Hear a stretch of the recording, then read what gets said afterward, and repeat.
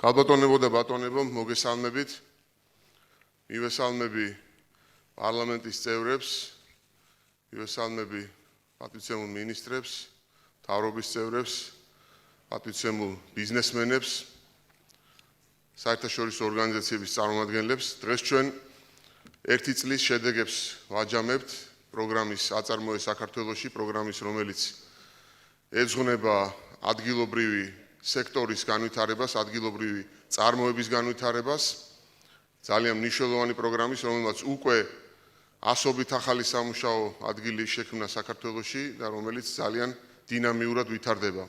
მინდა დიდი მადლობა გადავუხადო ყველა ადამიანს, ვინც მონაწილეობა მიიღო ამ პროგრამის შექმნაში, ვინც მონაწილეობას ღებულობს პროგრამის მუშაობის ფარგლებში. მინდა მადლობა გადავუხადო საერთაშორისო საფინანსო ინსტიტუტების წარმომადგენლებს იმისათვის, რომ მათ უკეთესი გახადეს ეს პროგრამა, მათი თანამონაწილეობისათვის.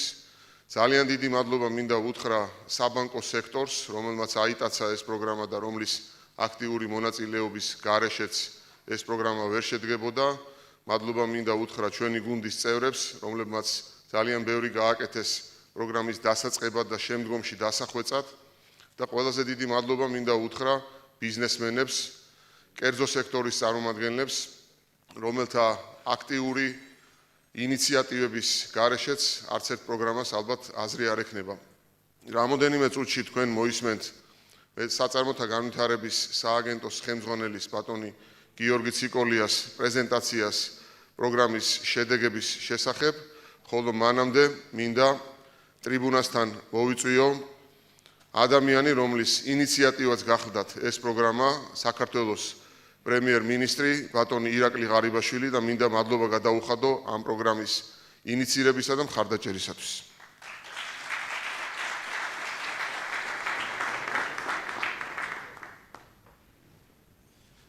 დიდი მადლობა, მოგესალმებით ყველას. პირველ რიგში მე მინდა მადლობა გადავუხადო ბატონ გიორგი კვირიკაშვილს და მის გუნდს ამ პროგრამის წარმატებით განხორციელებისთვის.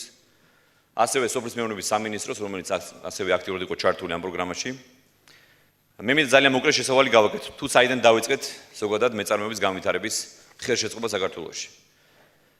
მოგეხსენებათ, რომ როცა ჩვენ მოვედით ხელისუფლებაში, მაშინ ბატონი ბიძინა ივანიშვილის ინიციატივით დავიწყეთ, აქტიურად დავიწყეთ მეწარმეობის განვითარება.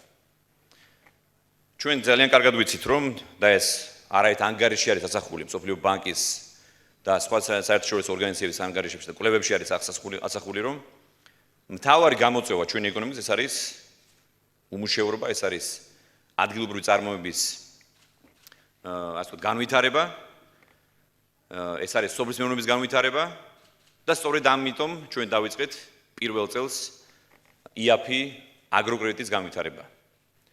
და ჩვენ მე მინდა შეგახსენოთ, რომ 130-ზე მეტი საწარმოო არის დაფინანსებული დღეის მდგომარეობით უკვე და 600-ზე მეტი საწარმოო არის გადაიარაღებული. ჯამში ჩვენ 900 მილიონი ლარის ინვესტიცია განვახორციელებთ ბოლო 2 წლის განმავლობაში სოფლის მეურნეობის სექტორში. და ამას გარდა მე მინდა გითხრათ, რომ ჩვენ ძალიან წარმატებით დავიწყეთ თანამშრომლობა საბანკო სექტორთან და ზოგადად ბიზნესთან. გასულ წელს, როცა ეს მეორე პროგრამა დავიწყეთ, ანუ უკვე სამრეწველო დარგების განვითარება, ადგილობრივი მეწარმეობის განვითარება, ჩვენ შევიმუშავოთ ეს პროგრამა, რომელსაც დავარქვით ძალიან კარგი სახელი აწარმოეს საქართველოში. და ეს იდეა მომდინარეობს სწორედ ეს არის გაგრძელება იმ ინიციატივის, რომელიც ბატონმა ბიძინა ივანიშვილმა დაიწყო და ჩვენმა მთავრობამ, ახალმა მთავრობამ. და ჩვენი მიზანი არის ეტაპობრივად ჩავანაცვლოთ იმპორტირებული საქონელი. მე გავიხსენე ამასინათ და მე მინდა კიდევ ერთხელ გითხრათ, რომ მე მქონდა საუბრები არაერთ ლიდერთან, ჩვენი მეზობელი სახელმწიფოების ლიდერებთან, რომლებმაც წარმატებით განახორციელეს ადგილობრივი წარმოების ხელშეწყობა და განვითარების პროგრამები. და ეს უკვე მრავალი წელია მათ დანერგეს და ეს წარმატებით მუშაობს. და შედეგი აქვს სახეზე. აქვს ძლიერი სოფლის მეურნეობა, აქვს ძლიერი წარმოება და რაც მთავარია, ჩვენთვის ეს არის მთავარი, რომ ასეთი საწარმოების შექმნის დროს იქნება სამუშაო ადგილები და ჩვენი მოქალაქეების აქტივებია. ეს არის სწორედ ერთ-ერთი ყველაზე მთავარი ამოცანა ჩვენი ხელისუფლების, რომ რაც შეიძლება მეტი ადამიანი ჩაერთოს ამ პროგრამაში და მეტი ადამიანი დასაქმდეს. ჩვენ გეტყვით, რომ გვაქვს უზარმაზარი პოტენციალი. ის დამკვიდრებული ის აზრი, რომ საქართველო არის ღარიბი ქვეყანა, რომ ჩვენ არ გვაქვს ბუნებრივი რესურსები და ასე შემდეგ არის მცდარი. მე რამდენიმე თვის წინ დავიწყე რეგიონებში ვიზიტი, ჩვენ შევიმუშავეთ პროგრამა, რომელსაც დავარქვით პირობითად ძლიერი რეგიონი, ძლიერი საქართველოსთვის. რას ემსახურებოდა ეს იდეა? ჩვენ ჩემი დავალებით ეკონომიკურმა საბჭომ და პროფილურმა სამინისტროებმა დაამუშავეს თითოეული რეგიონი რაიონის დონეზე ჩვენ შევისწავლეთ იქ არსებული პოტენციალი. ეს ხნებოდა ეს არის ესე იგი ადამიანური რესურსები, ეს არის ის ბუნებრივი რესურსები, რომელიც არსებობს საქართველოში და მე გარწმუნებთ, რომ ეს არის უნიკალური ჩვენ მართლაც აღმოვაჩინეთ, რომ არის ძალიან ბევრი რესურსი, რომელიც არის პრაქტიკულად გამოუყენებელი. ამას გარდა მე მინდა აღნიშნო, რომ წლების განმავლობაში სამწუხაროდ წინამთავრობას მე ნაკლებად მინდა ვისაუბრო დღეს, მაგრამ უნდა აღნიშნო, რომ წლების განმავლობაში და ეს გრძელდება უკვე 20 წელზე მეტია, ხდებოდა ჩვენი რესურსების დაკონსერვება, მათი მიძინება და არ გამოყენება. შედეგად ჩვენ გვაქვს ასეულობით ლიცენზიები გაცემული მთელს რეგიონებში უნიკალურ რესურსებზე, რომელსაც სამწუხაროდ ჩვენ ვერ ვიყენებთ. რატომ? იმიტომ რომ თავის დროზე სხვა ადამიანების ლობირებით ამ ადამიანებმა ჩაიგდეს ხელში სახელმწიფოს რესურსები და ეს რესურსები დღეს არის გამოუყენებელი.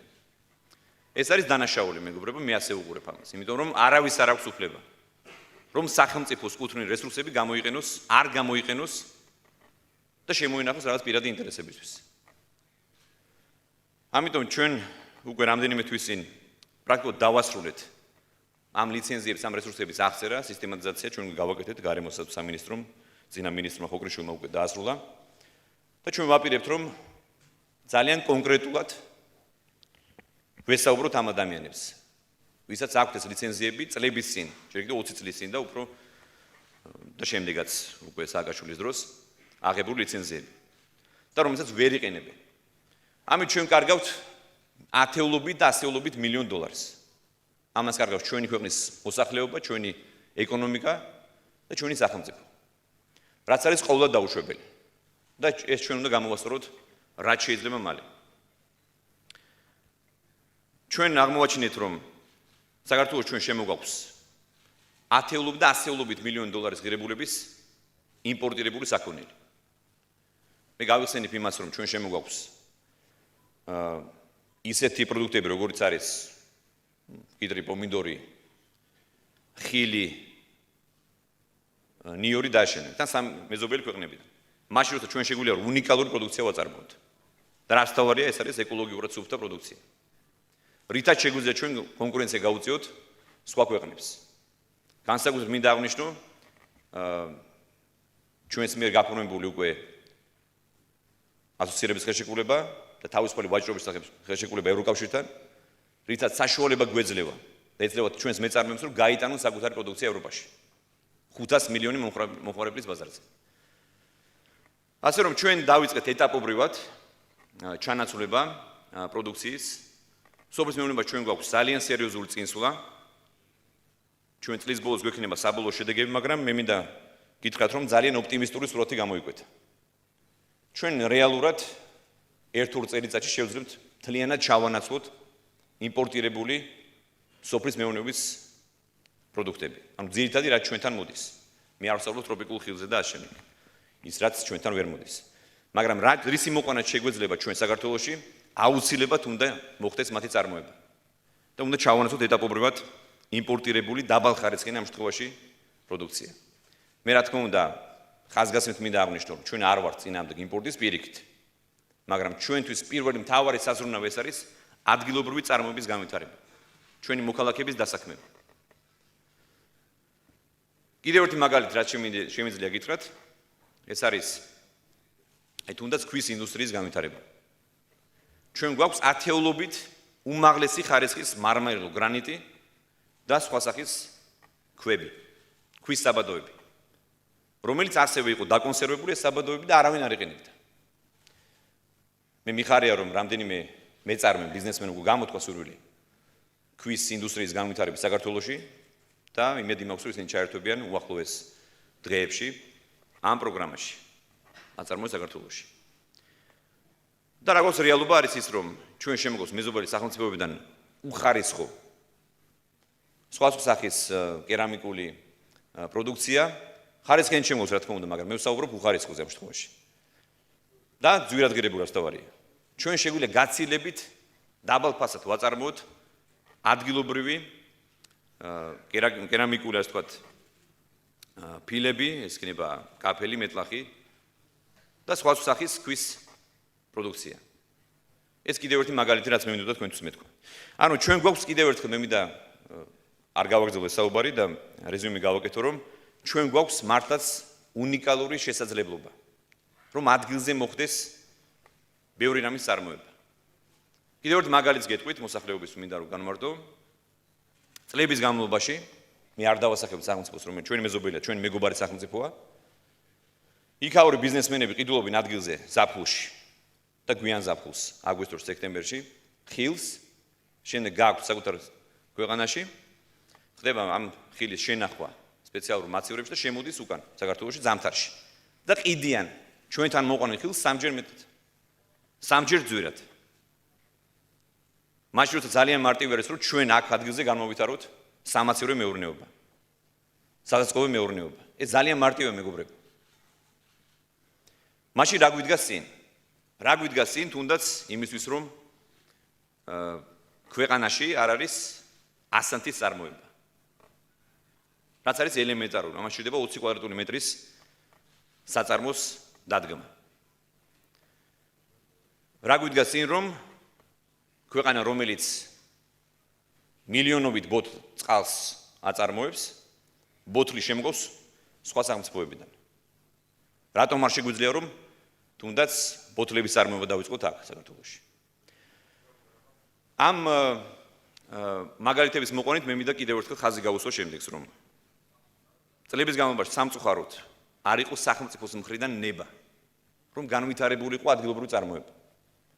მაგრამ ჩვენს პირობებში ეს ნება არის გამოხატული. აი ამ პროგრამით, რომელიც პრეზენტაციაც დღეს ჩვენ წარმოგიდგენთ. ეს არის ერთი წლის შემაჯამებელი შედეგები. ნება დავაფიქსირეთ 2 წლის წინ, როცა ათეულობით და ასეულობით მილიონი დოლარი ჩავდეთ სოფლის მეურნეობის განვითარებისთვის. მე განმაცხადე და მინდა კიდევ ერთხელ გავამეორო. ეს არის ჩვენი მთავარი დევიზი, რომ საქართველოში არც ერთი გოჯი მიწა არ უნდა დარჩეს დაუმუშავებელი. ჩვენ არ გვაქვს იმის ფუფუნება და იმის საშუალება არ უნდა ვცადოთ თავს, რომ არ გამოვიყენოთ თითოეული რესურსი. და აქვე მინდა კიდევ ერთხელ გითხრათ თქვენი ინფორმაციისთვის, რომ მაშინ როცა ჩვენ შევისწავლეთ მთელი საქართველოს მასშტაბით რეგიონებში არსებული რესურსები, ჩვენ ეს სურათი გვაქვს. და ეს არის რა თქმა უნდა ხელმისაწვდომი და ჩვენ ამის პრეზენტაცია პირადად ჩავატარეთ, რეგიონებში სიარული დავიწყეთ რამდენიმე თვის წინ. და შეგვიძლია მეწარმეებთან ერთად აქტიურად დავიწყოთ ამ პროექტების განხორციელება. სახელმწიფოს არ შეუძლია იმაზე უკეთესად შესწავლოს, რაც არის აწარმოება საქართველოში. ან იაფი აგროკრედიტი, რომლის პარაგრაფში ჩვენ ვაძლევთ 10%-იან სუბსიდირებას უკეთებთ, ანუ სესხის მომსახურებას და მეწარმეს რეალურად 1 ან 2%-ის გადახდა უწევს მხოლოდ. ვაძლევთ ქონებას, სახელმწიფო ქონებას, ეს იქნება ძველი ქარხანა თუ მიწა სიმბოლურ ფასად ერთლარად. ამას გარდა სახელმწიფო გაცემს გარანტიას ბანკებისთვის 50%-ის ოდენობით. ეს არის უდიდესი ხელშეწყობა. ასეთი პირობები თამამად შემიძლია გითხრათ, რომ არ არის ევროპაშიც. ჩვენ რა თქმა უნდა, რამდენიმე მაგალითი დავამუშავეთ, არის ევროპის გამოცდილება, რა თქმა უნდა, იქაც არის, მაგრამ ჩვენს პირობებში ეს არის მართლაც უნიკალური. ამიტომ საჭიროა ახლა გააქტიურება მეწარმეების მხრიდან, ბიზნესმენების მხრიდან. მაშინ როცა არის სტაბილური გარემო, მაშინ როცა არის ბიზნესი აბსოლუტურად ხელშეუხებელი. რომ ჩვენ ვართ მოწოდებული, რომ რაც შეიძლება მეტად დავეხმაროთ ბიზნესს. მაშინ როცა სახელმწიფოს ნება არსებობს, რომ განვითარდეს ადგილობრივი წარმოება, სოფლის მეურნეობა და ეკონომიკა გაძლიერდეს. წინ აღარაფერი აღარ უნდა გვიდგეს, მეგობრებო. საჭიროა გაერთიანება და ერთობლივი ძალებით ჩვენი ეკონომიკის გაძლიერება. ჩვენ არ გვაქვს უფლება, რომ ეს მდგომარეობა შევინარჩუნოთ. ამ მდგომარეობას ქვია სიღარიბე. 50% ჩვენი მოსახლეობის სამწუხაროდ და ჩვენ და სამარცხნოდ ცხოვრობს სიღარიბეში. ასე გაგრძელება აღარ შეიძლება. ამიტომ მე მინდა კიდევ ერთხელ აღნიშნო ამ პროგრამის მნიშვნელობა და ჩვენ რა თქმა უნდა კიდევ უფრო დავხვეწავთ ამ პროგრამას და ჩვენ ვართ მზად რომ მივიღოთ მონაწილეობა კონსულტაციები გავმართოთ. მე მინდა აქვე დავეთანხმო ბატონ გიორგის და მადლობა გადაუხადო ჩვენს პარტნიორ სახელმწიფოებს, საერთაშორისო ორგანიზაციებს, რომლებიც დაგვეხმარებიან და გვეხმარებიან აქტიურად ამ პროგრამების განხორციელებაში. და მე მინდა ასევე გითხრათ, რომ ჩვენ ვაპირებთ ასევე რამდენიმე კომპონენტის დამატებას იმისთვის, რომ ეს პროგრამა კიდევ უფრო დაიხოცოს და გაფართოვდეს. რაც შეეხება ერთ წლის შედეგებს, ძალიან მოკლედ გეტყვით, რომ დაიწყო 90 სამრეწველო პროექტი. უკვე დაფინანსდა ამ პროგრამით. ანუ IAP აგროკრედიტის ფარგლებში ჩვენ უკვე 132 საწარმო დავაფინანსდა და შეიქმნა რეალურად და ამის მედიატურიც მოეწყო და ჩვენ მოუწოდებთ ყველა დაინტერესებულ პირს, რომ მაქსიმალურად დაინტერესდეს და გაესწრონ საზოგადოება ამ პროექტებს, ამ პროგრამებს, ნახონ თუ როგორ წარმატებით ვითარდება და ხორციელდება ეს პროგრამები. და რაც შეეხება აწარმოებს საქართველოს 90 სამრეწველო პროექტი, რომელთა ჯამური საინვესტიციო მოსულობა შეადგენს 250 მილიონ ლარს. მე მინდა კომერციულ ბანკებს გადაუხადო მადლობა, რომ არა მათი ჩართულობა ამ პროექტებში ეს პროგრამები რა თქმა უნდა ვერ დაფინანსდებოდა. მათი მეშვეობით 122 მილიონ ლარი არის გაცემული და ყველანაირი გათვლებით ჩვენ ვფიქრობთ, რომ ამ პროგრამის ფარგლებში შეიქმნება 5000 სამუშაო ადგილი. ეს მე ვსაუბრობს უახლოეს 1-2 წელიწადზე. აი ეს არის რეალური წინსვლის დასტური, მეგობრებო. ეს არის შედეგი, ნათელი შედეგი თუ როგორ შეიძლება რომ სახელმწიფომ, ბანკებმა, კერძო სექტორმა ერთად ვიზრუნოთ. ერთად გავაკეთოთ კარგი საქმე. რაც ჩვენს ქვეყანას წაადგება და მე აქვე მინდა კიდევ ერთხელ ხაზი გავუსვა, რომ ჩვენი მთავარი გამოწვევა ეს არის ეკონომიკა, ჩვენი ქვეყნის ეკონომიკის განვითარება. ეს არის უმუშევრობა და ამის დასაძლებლად ჩვენ ყველაფერი უნდა გავაკეთოთ. სახელმწიფო რა თქმა უნდა ვერ ააშენებს სახელმწიფო საწარმოებს. ეს უნდა გააკეთოს კერძო სექტორმა. მაგრამ ჩვენი მხრიდან გექნებათ გარანტირებულად გექნებათ სრული მხარდაჭერა. თქვენ გექნებათ მხარდაჭერა ბანკებიდან და ყველა სახელმწიფო უწყებიდან, რომელიც ჩართული არის ამ პროგრამაში. ასე რომ კიდევ ერთხელ მე მინდა მადლობა გადაგიხადოთ. ჩვენ შეგვიძლია ვთქვათ დასკვნის სახით, რომ ეს პროგრამა წარმატებით განხორციელდა, ისევ როგორც წარმატებით განხორციელდა IAP აგროკრედიტის პროგრამა და საჭიროა მეტი გააქტიურება. საჭიროა სწორედ იმ რესურსების ათვისება, რომელზეც მე ვისაუბრე დასაწყისში. საჭიროა მეტი კომუნიკაცია ბიზნესთან. მეც ვარ მზად, რომ სამუშაო შეხვედრებში მივიღო მონაწილეობა, რომ მაქსიმალურად დავაჩქაროთ აღნიშნული პროექტების განხორციელება. მე მინდა ასევე ყველა ბიზნესმენს, რომელიც ჩაერთო ამ პროგრამაში, მადლობა გადაუხადო და მე მინდა ვისურვო, რომ მეტი ბიზნესმენი დაინტერესდეს. მეტი ადამიანი ჩაერთოს ამ პროგრამაში. იმიტომ რომ ეს არის ჩვენი ქვეყნის მომავალი. ეს ნიშნავს ძლიერ ეკონომიკას და ნიშნავს ძლიერ სახელმწიფოს. დიდი მადლობა.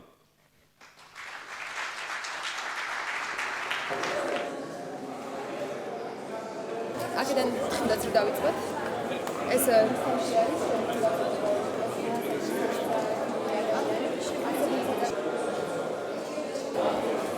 ავეჯის წარმოება არის ჩინაური. ის პირდაპირ არის ექსპორტის პროდუქტი. აბსოლუტურად გადის საექსპორტო.